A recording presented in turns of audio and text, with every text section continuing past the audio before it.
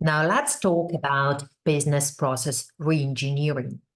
Business process reengineering, BPR, is a fundamental rethinking and radical redesign of business processes to achieve dramatic improvements in critical contemporary measures of performance such as cost, quality, service, and speed. Well, when we think about business process reengineering, try to think about a taxi service. So there was like a traditional taxi service, and people would call there, and there would be some call center, call operators that would take the call and they would try to find a taxi and tell the taxi where to pick you up, and you will get lost, and it will be, well, you do remember how it used to work. And imagine that this taxi service decides to fundamentally rethink what they're doing. So they're trying to analyze the processes, and they're trying to understand whether these very processes bring value to the customer. Does customer get any value from calling the call center? I think it doesn't. Well, that is because customer ultimately wants just to drive from point A to point B. They do not want to talk to operators. They do not want to look around and try to find what their address is. So this is something that is not actually needed. How can we substitute that? How can we change that? And a nice way to redesign your processes would be to apply Uber-based model. Well, we know obviously that Uber developed in a little bit different way, so it's not like some traditional taxi was transformed. But if that happened, if there was a traditional taxi that revolutionized and became an Uber, then that would be an example of business process reengineering. So it's not about adjusting something.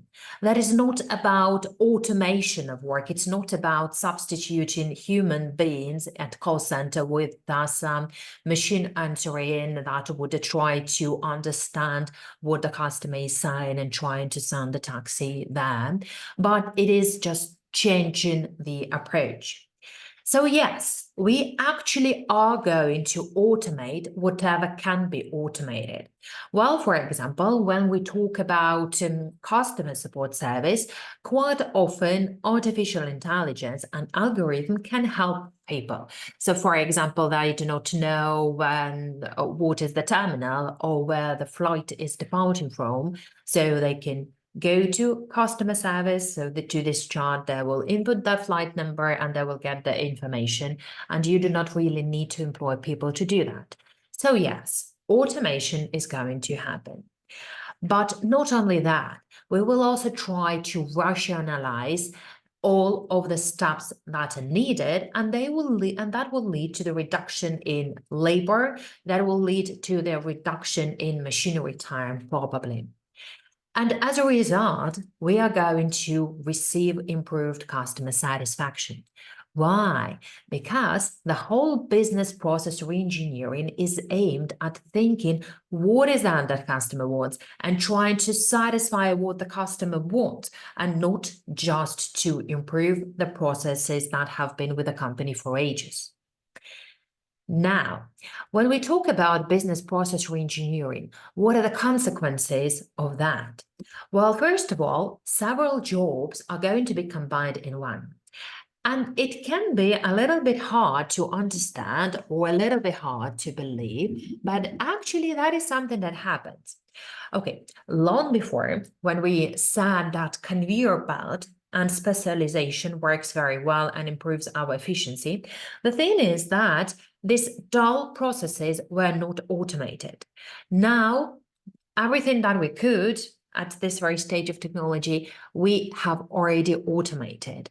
So this means that people are needed where there is some intellectual input.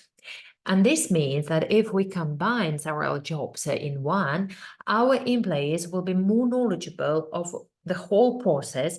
And this means that they're going to come up with more ideas. These ideas are going to be better. Also, employees are going to be more motivated because they will see the result of their work. So instead of just doing, let's say, a simple cut, they will see how they're creating the whole product. We will try to reduce checks and make the processes leaner. Leaner means that unnecessary activities are going to be removed. So imagine we had a factory that would produce some jackets. And of course, there is some stuff that will be done by means of machinery, but there is also some stuff that will be done manually. And if we had this high specialization and each and every person would do just a teeny tiny part, like let's say, so some zippers or buttons and so on, it means that after they've done that, there was supposed to be a quality check before the product goes to the next stage. So that, for example, we know that the person that cut this jacket cut it properly, and we do not have two left sleeves or right sleeves and have one left and one right. But now, as it's going to be a person who's responsible for the whole process and for the final product, they would be more motivated to do right things right the first time. Also, employees are going to be encouraged to make real decisions. So we will motivate them to come up with ideas by implementing bonus scheme. And work is going to be performed where and when it's needed. So if we do not need this stage, let's say if we do not need to make these corners or edges nice because we're going to cut something out from this very piece of fabric, then we do not do that. Also, we will try to move to process teams rather than functional structure, because process team combines employees with different expertise, like, let's say, accounting and sales and maybe some IT guys. And together, they will be much stronger. So there's going to be process or product structure. Learning programs will be needed to teach employees how to come up with the ideas, how whole organization works so that the ideas are more knowledgeable. And we will need to engage in continuous learning. So it's not just one-off exercise, it's kind of like constant thinking of what can be improved and changed. We are going to have senior management that are going to act as leaders, and they have to be strong because, of course, people resist change. Why? Well, because they may be worried about their jobs, that they will not be laid off. They may be worried that their job is going to become harder. So, for example, they knew where to cut corners and they knew that they can just sit and watch kittens, browse kittens on the internet or drink coffee, but now they will have to do something. So, yes, they are going to be resistant. But if our senior management is proactive, is very motivational, well, then other people will follow. We will need the increased use of IT because we will need some good data to make knowledgeable decisions. KPIs will need to be redesigned. While, for example, before we would concentrate on the quantity of course, but right now we will be concentrated on the quality. And we will most likely shift to activity-based costing approach, because we will want to see how each and every activity is performed. So just ordinary marginal costing or absorption costing will not give us this granularity of the job. So this is business process reengineering. And it is totally different from Kaizen costing, because Kaizen costing is about small incremental steps. Business process reengineering is about radical redesign. Another very important difference is that with business process reengineering, everything is redesigned. And obviously, our employees do not have experience and there are going to be problems, there are going to be inefficiencies. So we do anticipate that there are going to be lots of adverse variances because of that. So that is because people are not used to work the new way.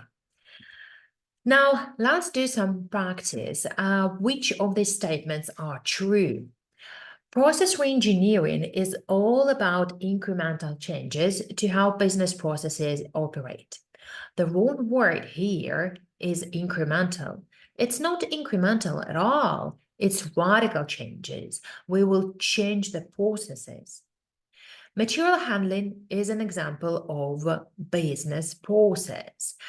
So material handling is an activity, and this is just like one activity, but it is support activity. And maybe when we talk about business process reengineering, it's just a sub-part of something major. So it's not that we are going to work on.